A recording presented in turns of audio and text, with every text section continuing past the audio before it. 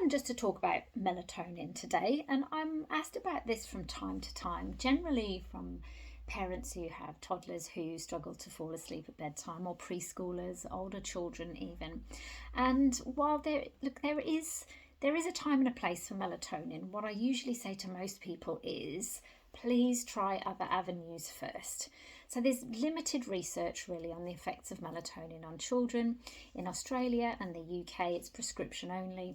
The US you can get it over the counter, and I know that you can buy them online. So they are widely used and a lot of people rave about them.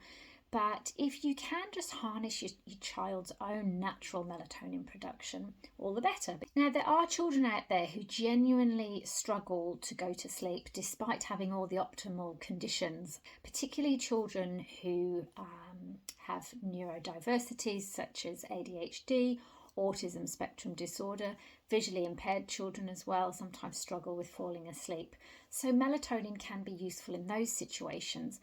But for the vast majority of children, we can improve things simply by looking at sleep hygiene, optimising connection with parents, and making sure that our children's sleep needs are well understood.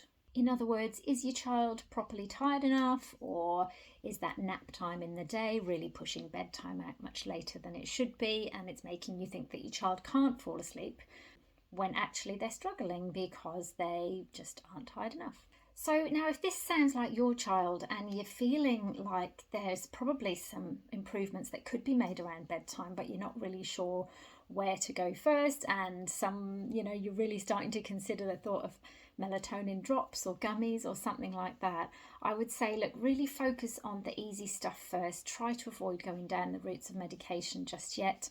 I have a new video series out called Balancing Bedtime, which is all about making those easy changes, making sure that we're harnessing our children's own natural ability to produce melatonin and to nurture that sequence ahead of bed, so that bedtime can be as easy as possible. If you're interested in checking it out, I'll put the links in this post and also in my bio, so feel free to check it out.